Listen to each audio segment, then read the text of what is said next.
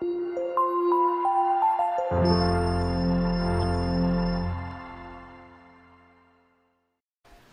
po ninyo ang inyong mga Bible sa Book of John.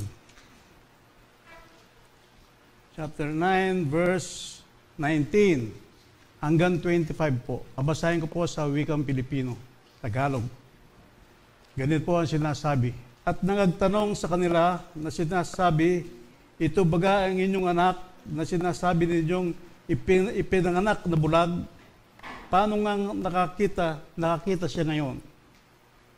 Nagsisagot ang kanyang mga magulang at nagsasabi, nalalaman namin ito'y aming anak at siya'y ipinanganak na bulag.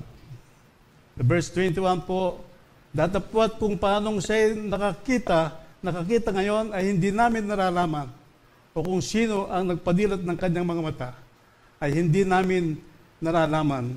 Tanungin niyo siya, siya'y may gulang na, siya'y magsasalita para sa sarili niya. Ang mga bagay na ito ay sinabi ng kanyang mga magulang sapagkat nangatatakot sa mga Hudyo, sapagkat ipinagkaisa na ang mga Hudyo na kung sino mang tao ay ipahayag siya na si Kristo ay palalayasin siya sa sinagoga. Kaya sinabi ng kanyang mga magulang, siya'y may gulang na, tanungin siya. Sa verse 24 po, dahil dito ay tinawag nilang bilang ikalawa ang taong naging bulag at sinabi sa kanya, walhatin mo ang Diyos, nararaman naming makasalanan ang taong ito. Sa verse 25 po, sumagot nga siya, kung siya'y makasalanan ay hindi ko nalalaman. Isang bagay ang nalalaman ko na bagamat ako'y naging bulag, ngayon nakakita na ako. Tayo po'y sumadaling manalangin.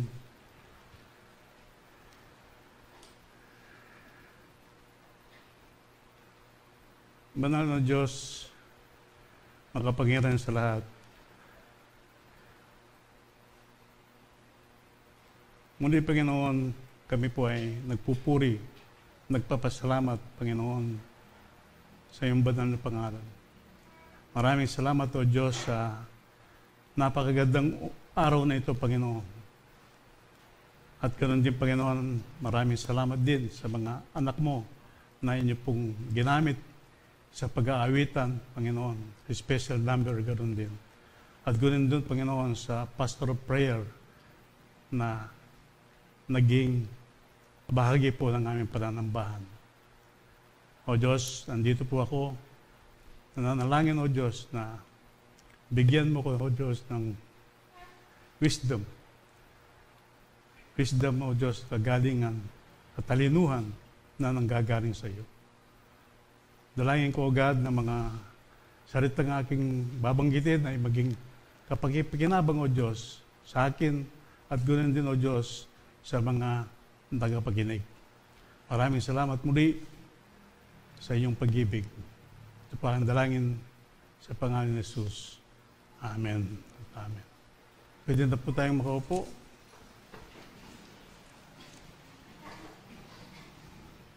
Ang ating pong pag-aaralan ay yung paksa ay once a blind. Minsan ay bulag. Minsan ay bulag. Ito po ang ating binasa kanina. Sa panahon po ngayon, alam natin na problema ng tao, lalo na yung mga nagkakaedad, tulad namin, ang katarak. Alam po natin anong ibig sabihin ng katarata. Ano po? Marami pong nagkakaroon yan ngayon. Katarata. Si Nanay Levy, sasabi ko, na operahan na siya, naalisan na siya ng katarata. At nung hindi siya naoperahan ng katarata, palagi niyang sinasabi na malabo na ang aking isang mata. Malabo na ang aking isang mata. Pero ngayon, niyang lens, nailagay yung lens sa kanyang mata, ay katula na kakakit kulangan nga. Diba? Ganun po. Ito po ay may kahintulad sa ating pong binasa, once a blind. Yung po nagde-deteriorate, kumbaga kung wala ka nito, yung pag may katarata ka, nahihirapan ka. Kaya, pagka sabi ko nga, nung magkaroon nung ma-restore yung kanyang katarata, matuwan-tuwa yung mga tao, hindi lang si nanay, na nakakita ng maaga, ng maigi. Kaya, sila po ay maligaya sila sa kanilang mga buhay. Pero isang bagay po ang hindi kayang gawin ng siyensya. Yung siyensya, yung ngayon, yung kagalingan na ibinigay ng Panginoon sa mga doktor. Yung ophthalmology ba yung mga yan? Yung mga doktor na yan? Ang hindi magawa ng siyensya ngayon ay yung pong spiritual life. Yung pong spiritual life. Itong spiritual life ay para po sa atin. Para sa atin na mananampalataya. Nagpapasalamat tayo ay nakakilala sa ating Panginoong Jesucristo. Kaya po tayo ay nandito ngayon dahil binibigay natin yung ating panahon. Dahil nakakita tayo, yung spiritual life natin, nakilala natin ang Diyos sa ating mga buhay. Kaya napakalaking bagay po. Maraming salamat sa bawat isa na nandito ngayon. At ganoon din sa mga ibang churches na sa oras na ito o mga nagdaang oras na nagpuri sila sa Panginoon. Ganyan po binibigay ng tao na nakikilala sa Diyos yung oras niya bilang para magpuri sa kanyang banal na pangalan. Ang bansang Israel na pinili ng Diyos ay na-block din yung kanilang spiritual na buhay. At alam po natin yan, yung istorya ng Israel na nung nakalaya na sila sa Egypt, nagtagal sila doon sa lugar na dapat 40 days lang ay nangyari 40 years dahil sa kanilang spiritual blindness. Kaya sinabi po ng Isaiah 3:5, chapter 3, verse 5, kung magkagayoy, madidilat ang mata ng bulag at ang mga pakinig ng bingi. At ito ay pinatutuhanan ng ating Panginoong Jesucristo pagdating niya. Ito po ay nasa Luke chapter 4, verse 18. Sumasa akin ang Espiritu ng Panginoon, sapagkat ako'y pinahiran niya upang ipangaral ang mabubuting balita sa mga dukha. Sinugo niya upang itanyag sa mga bulag ang pagkaligtas at sa mga bulag ang pagkakita. Sa verse 19 po, upang itanyag ang kaaya-ayang taon ng Panginoon. Yung pong spiritual eyes, isa lang po ang nakakagawa niya. God Himself. Wala na pong iba. Ang Panginoong Jesucristo lamang. Kaya mapalad tayo. Nakasama tayo na nabigyan ng spiritual life.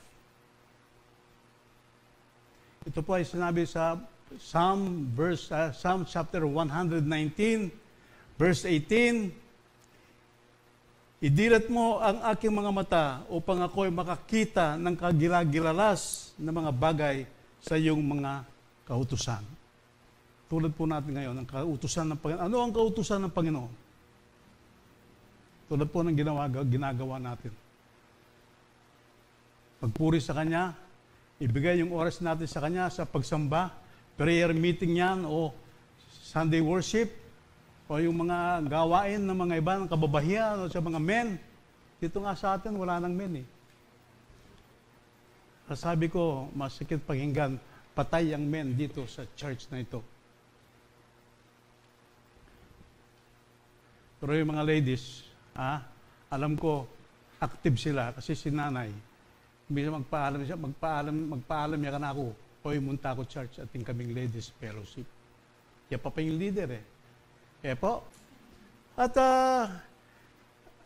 ang isang paraan ng kaligtasan ay walang hanggang pagkapahamak ay ang may papanak na muli sa pamagitan ng paniniwala sa Panginoong Jesucristo. Repent on your sins and be baptized. Yun po ang kapamakan. Kapag wala ka sa kamay ng ating Panginoong Jesucristo. At sa yung panahon nga noon na sinabi ng Biblia, si Nicodemo, kung nababasa niyo o naririnig niyo sa mga preaching. Si Nicodemo? Siya ay kinilalang isa siyang Hudyo. At siya ay kinilalang isa sa mga pinakamatalinong tao nung panahon na yon. Pero nagmukha siyang mangmang ay sa harapan ng Panginoon. Mangmang siya sa harap ng Panginoon. Kasi sabi niya, sa John chapter 3, 1-2, ganito po ang sinabi ng John chapter 3, verse 1 and 2, Jesus said, sabi ng Panginoon, maliban na ang tao'y ipinanganak na muli, ay hindi siya makakakita ng kaharian ng Diyos. Napakaliwanag po. At sabi ni Nicodemo, ay nasabing mangmanga sa sinabi ng Biblia, paano may panganak ang tao kung siya'y matanda na? Makakapasok ba siyang bilang ikalawa sa tiyan ng kanyang ina at ipanganak? Sinagot siya ng ating Panginoong Jesucristo, maliban na ang tao'y ipinanganak ng tubig at ng Espiritu ay hindi siya makakapasok sa kaharian ng Diyos. Ang ipinanganak ng laman ay laman. Ang ipinanganak ng Espiritu ay Espiritu nga. Kung wag kang magtaka, sabi ng ating Panginoong Jesucristo kay Nicodemo, wag kang magtaka sa aking sinabi sa iyo, kailangan kayo'y ipanganak na muli.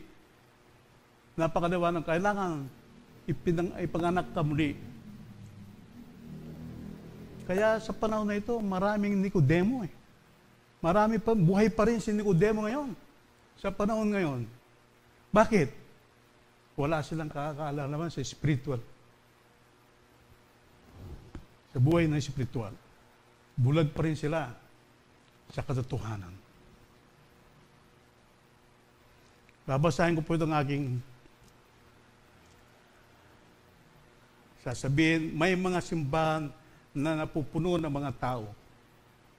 Sa inaakalang sila'y maliligtas sa pakikipag-ugnayan sa mga iba't ibang religious activities at nabubuhay sa mga aral ng malayo sa katotohanan. Kapag naniwala tayo sa buhay na ganito, tayo ay lubos na madidismaya pagkatapos ng kamatayan, after death. Ang isang paraan o daan ng kaligtasan buhat sa walang hanggang pagkapahamak ay ang may panganak na muli sa pamagitan ng Panginoon, sa pamagitan ng paniniwala sa ating Panginoong Jesucristo. Sinipi ko po ito, malinaw. So, alam natin ng mga simbahan ngayon, marami sila, marami na napupunuan. Mas marami sila sa atin. Meron silang first service, second service, at hanggang hapon o gabi, meron pa rin sila.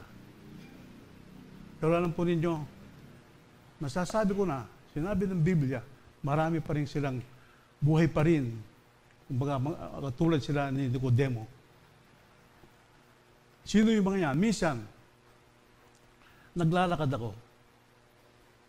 Yung mga walang paniniwala, yung mga walang paniniwala sa ating Panginoon, anong sabi nila sa mga born again? Hindi po born again, born against. Ay, bala mo, may klingan ko balugbog. Born against. Born again ko against, kahit ang paniniwala yung hindi tama. Born again ako against. Marami yan. Merong paniniwala na Holy Father. Sinong Holy Father? Meron silang Holy Father sa Rome. Yung Papa. Wala pong Holy Father. Walang taong hindi makasalanan. Hindi mo matatawag ang tao na holy. Kasi makasalanan, walang taong holy. Ang Panginoon lang ang holy. Ang Diyos lang.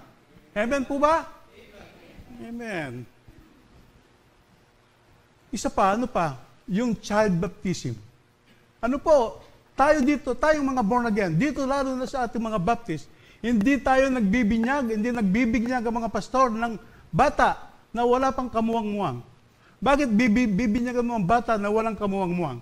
Hindi niya alam, walang kasalanan. Bibinyagan mo. Against ako, born again ako, against sa mga paniniwalang ito. Yung after death, ito ang nakakalungkot. Born again ka, after death, ang sabi nila, pagkatapos daw ng kamatayan, ang kaluluwa mo nandito lang sa mundo, paikot-ikot. Maling paniniwala. Saliksikin mo ang Biblia from Genesis to Revelation, walang sinabi ang Biblia na ganito. Kaya minsan, merong mga, sasabihin ko na mga born again, wala rin kurang kayo kayong katukuan. Kailangan dumaan muna kayo sa Bible study, hindi basta tumanggap sa Panginoon. Kailangan ma-Bible study ka. Kung alanganin ka sa ganitong mga paniniwala, magtanong ka sa pastor. Nang kanong kay at sukeng tanaman, at sukeng maslam, o ano, suha, o ano pa man, sampalok, yun ang paniwala nila. Wala pong sinabi ang Biblia na gano'n. Kaya ako, born again ako, against sa paniniwala na ito. Nakilala niyo si Pastor, nakasama natin dito na medyo matagal-tagal. Nagpipreach din siya dito, tumatayo siya. Meron siyang kasalanan, at inamin niya dito mismo sa congregation. Inamin niya, ano yon? Meron siyang baraha. Pastor na siya, meron siyang baraha. Nanguhula siya. Born again. Nanguhula ka? Hindi. Hindi po tama yun. Anong ginawa ni Pastor nung pagkatapos? Ipahayag ni Pastor De Los Santos Collins yung kanyang ginagawa. Pumunta siya sa likod. Sinunog niya yung baraha niya. Sinurrender niya sa Panginoon. Kaya kung sino man dito na nanguhula, puta kaya better na ko reta king Quiapo. Atin ako ang baraha. Ay, sabihan mo, pedalagyo mo, makanyan nga na, lagyo mo. Mel, makanyan nga. Ala po makanita kay Bible. Niya ako, bilang born again, against ako sa paniniwalang gano'n. Yung mga ibang sekta, sasabihin ko na, yung mga medium, nakapakinig ako nito, minsan sa San Miguel, si tata nga isang pastor, namatay yung kanyang kapatid, na nawindan niya. Como yung asawa noon ay isang espiritista. Ang usapan, 3:00 ng hapon, aalis sa bahay yung kanyang asawa. Dahil espiritista yung asawa. Pagbaba namin ng tricycle sa kanto, parating na patay. Andyan na sila. Nagalit si tatang. Kasi iniwasan nila. Kasi tatang ang magsasalita nung oras na yun. Narinig ko mismo, doon sa chapel nila, yung medium. First time ko narinig. Ang paniwala nila, yung kaluluwa ng patay, sasanib sa kanya. Ay, mangas ka dyan ha, nakakanyan niya. Mangas ka dyan po, makanyan. Takay, magsalita yan mo. Nagsasalita. Yung panganay, kung may panganay ito, si Brother Paul, panganay siya. Ay, Paul, nga naman kayo, dengang ka kapatid mo, din panganay ka. Lingunan mo lang. At tinay, mikakasundo ka rin, mikakapatid. Mikasundo kayo. Baka niya sinabi, tungkol sa buhay ng isang namatay. Pagkatapos noon, mangingisay na naman. Nandun na, meron ng tao sa likod niya. Sasalo. Sana yung ako sasakot na paburengke. At nama ako. At nama.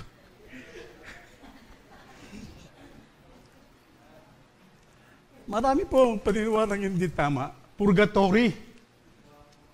Walang sinabi ang Biblia na purgatory. Ang paniniwala nila na pag namatay daw siya, dahil sa purgatory. Ano po walang sinabi ang Biblia na purgatory? Heaven and hell. Isa lang. Langit at ang impyerno. Walang purgatory. Na-share ni Tatang nung nandun siya sa Kapas, nung pastor siya. Kwento ko lang po. Dahil sa Kapas noon, naglipa na yung mga US Navy. Kilalang-kilala yung mga US Navy. Pero hindi pa panahon ng mga Saudi, no? Wala pa. Matagal na pa. High school pa lang ako. Matagal pa ang Saudi. O yung mga ibang bansa. Namatay daw yung tatay niya. Ngayon, pagdating niya, binibigyan yung pare. Binibigyan yung pare. Kahit nasa ibang bansa siya, nagpapadala ng pera para sa pare. At nung medyo matumagal-tagal, pinuntahan yung pare, Father, saan na po kanya ang tatay ko ngayon? Kanya, malapit niya mo. Malapit na lang. Malapit na siya, kanya, sa langit.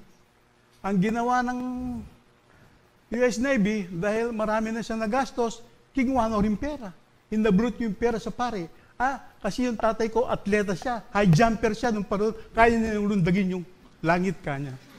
Oo. Maniwala ko sa mga jokes na, mga pastor, no? Mga jokes na may katotohanan. Para purgatory.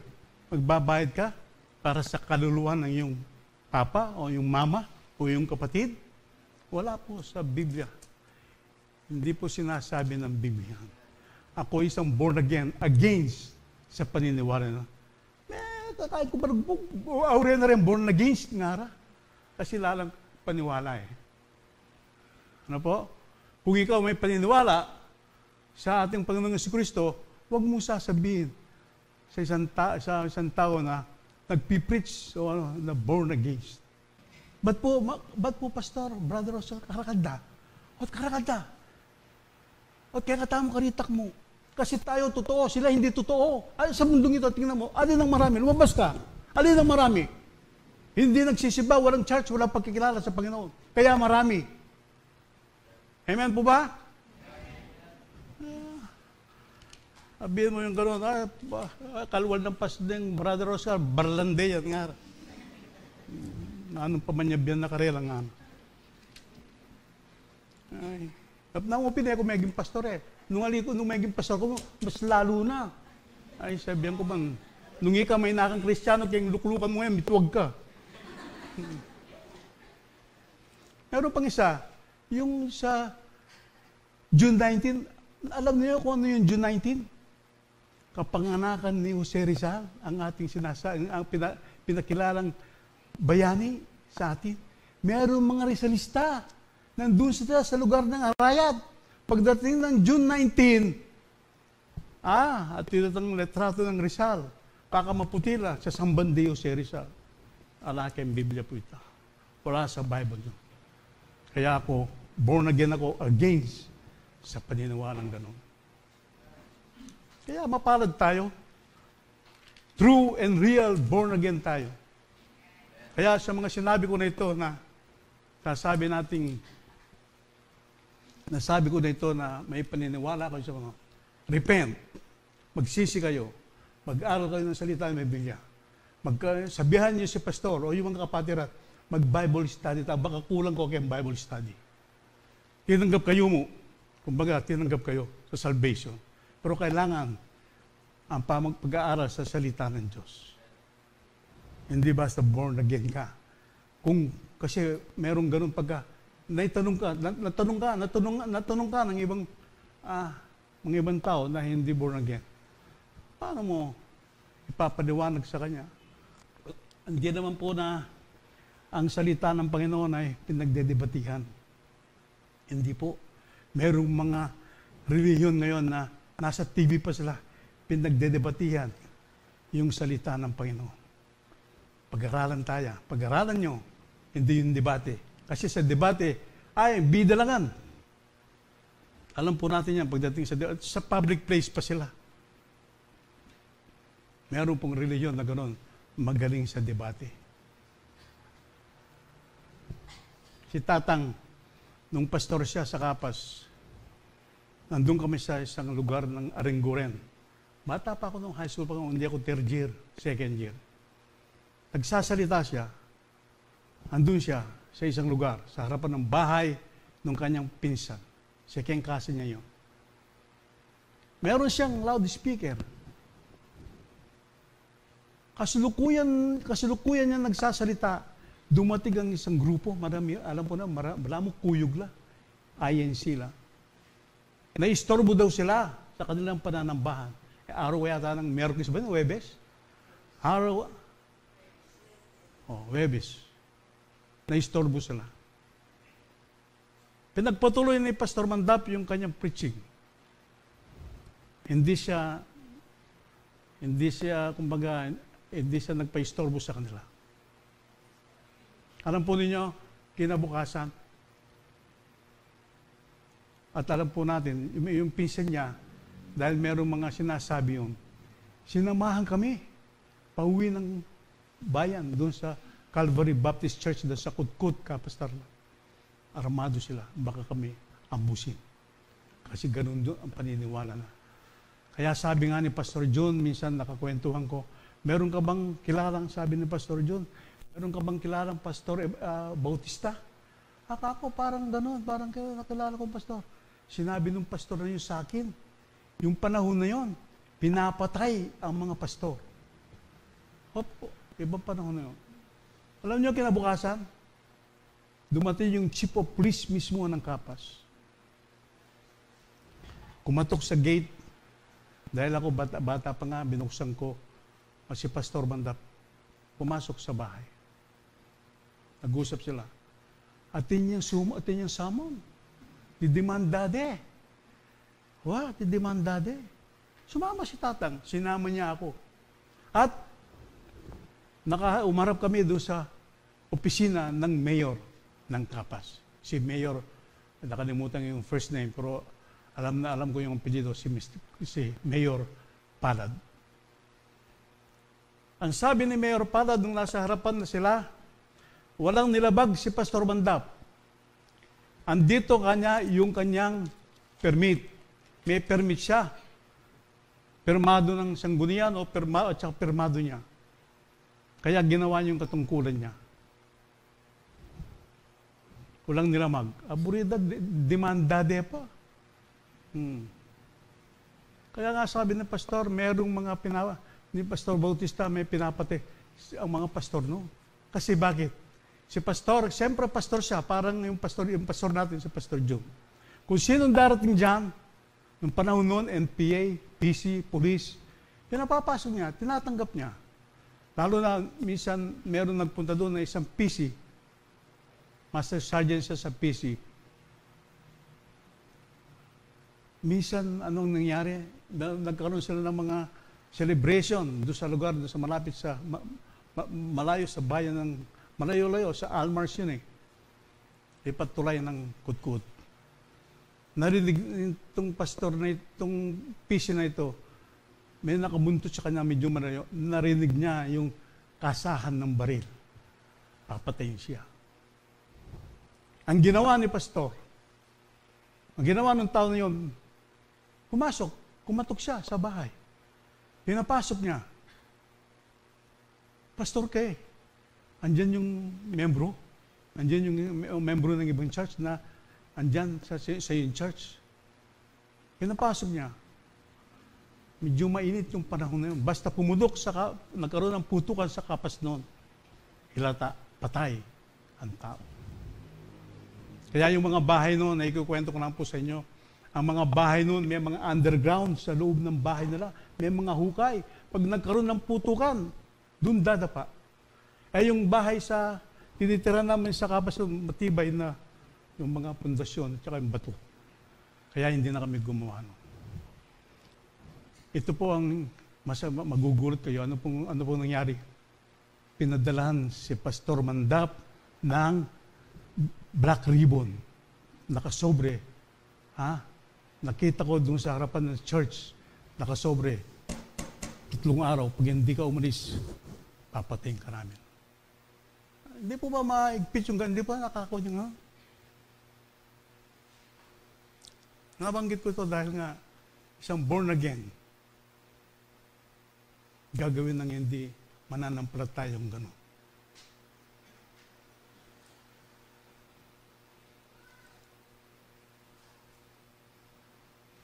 Kaya po yan sa nabinggit ko yung mga born again. Kaya basahin mo ang Genesis, simula Genesis at Revelation. Wala kang mababasa yun sa mga binabanggit ko.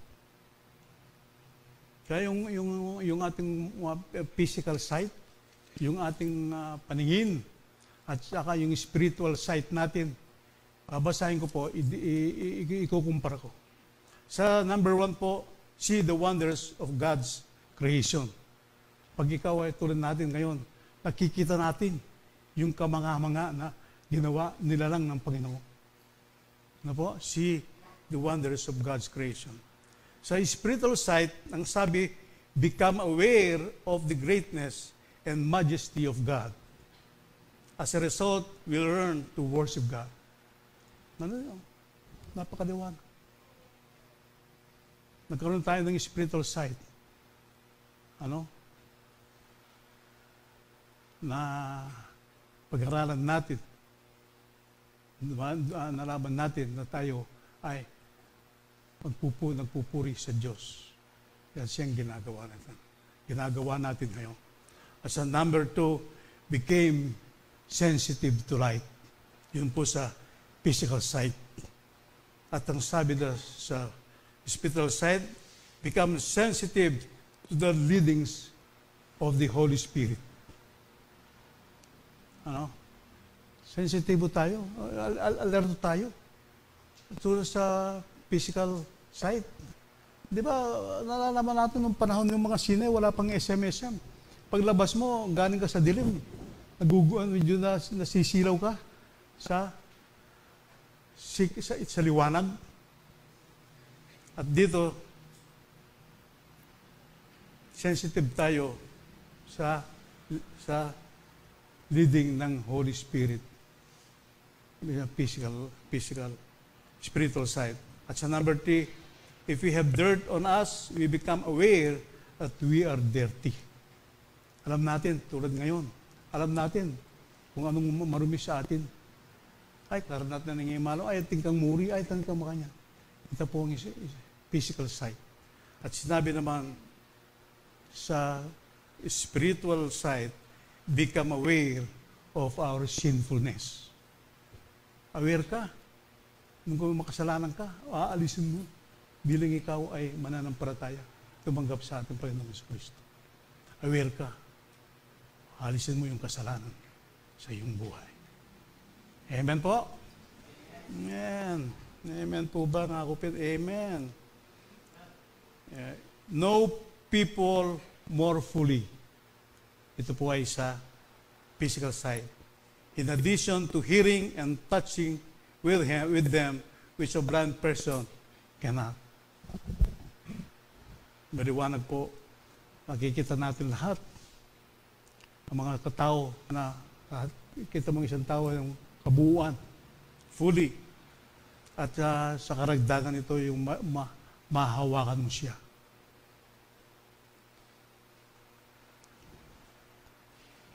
Na hindi nagagawa, which a blind person cannot. Na hindi nagagawa ng isang taong bulag. At ito ay sa spiritual side naman, know God more fully. Before, we only used to hear people talk about God. Now, we can see Him, know Him, experience Him, do things with Him. Dati, narinig natin tungkol sa Panginoon. Dahil hindi tayo born again. Sa mga tabi-tabi, mayroon na nagso-soul winning. Narinig natin yung pinapahayag ng salita ng Diyos ng isang soul winner. Doon na ang natin narinig. Pero ngayon,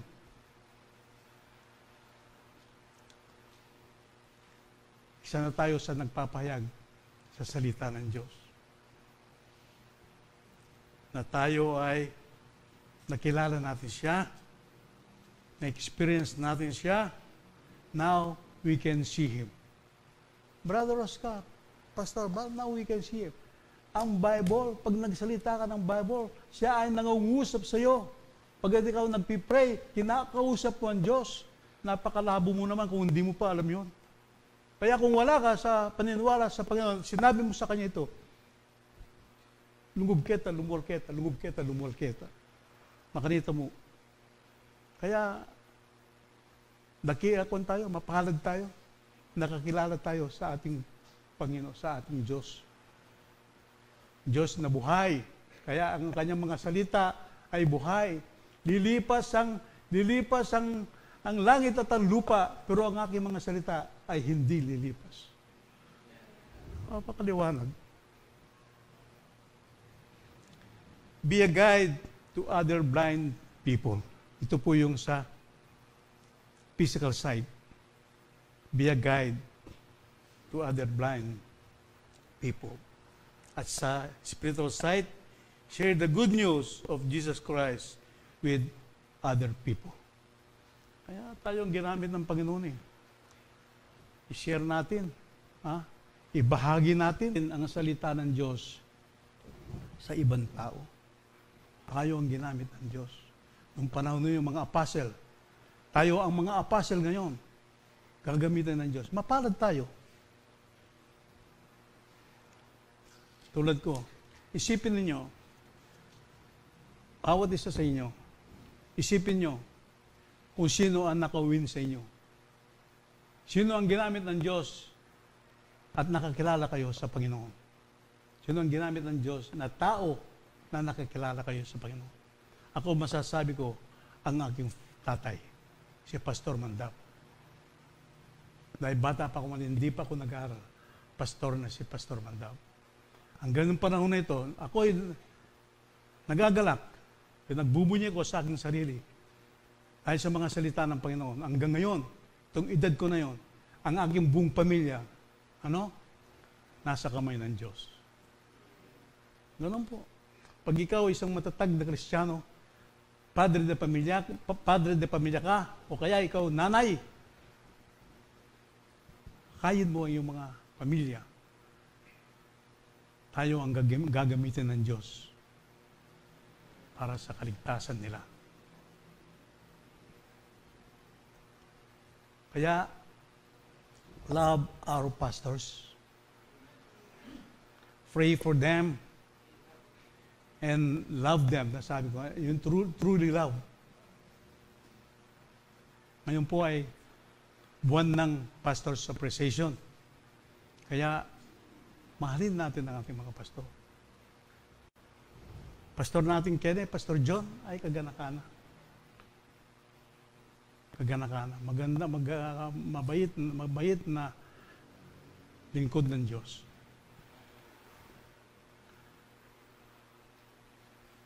Minsan, nung prayer meeting, nabanggit ko na masakit lari Tatay Yong o'y Nanay Conching. Si Sister Banji Wanico, si Sister Mel, asawa ni Pastor Criso, nagbigay ng cash. Konting halaga na makakatulong sa kanila. Nagbigay ng cash. Kinabukasan, nung gabi na yon, dumaan kami doon kay Apong Iska. Bumili si nanay ng lomi nila at saka tinapay doon sa bakery. Ibinigay namin andyan si Tatay Yong. Andyan sa ngayon. Ibinigay namin sa kanya. Pagmamahal ng isang pastor. Pagmamahal ng isang kapatiran. Kinabukasan, nalaman na lang namin, dumating sila pastor, kila Apong Yung, pagdala ng grocery ang pangabiyas. Makanya niya po yung pastor. Punta ka kay Pastor JR, kay Pastor Triso, meron ding ibibigay yung mga yan.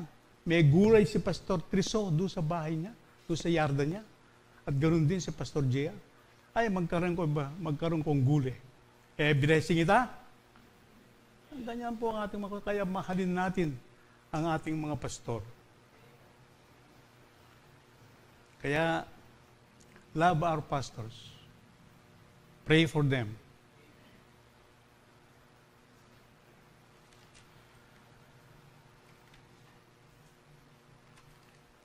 Once was blind, ngayon ay nakakilala sa Diyos. Kaya, mapalad tayo kung sinong ginamit ng Panginoon sa ating mga buhay, alalahanin natin sila. Kung sila'y wala na sa mundong ito, pasalamat tayo. Ang aking magulang, si Pastor Mandap, umuwi na siya sa Panginoon. Anong merong ginawa siya? Yung pamilya niya ay naglilingkod sa Diyos.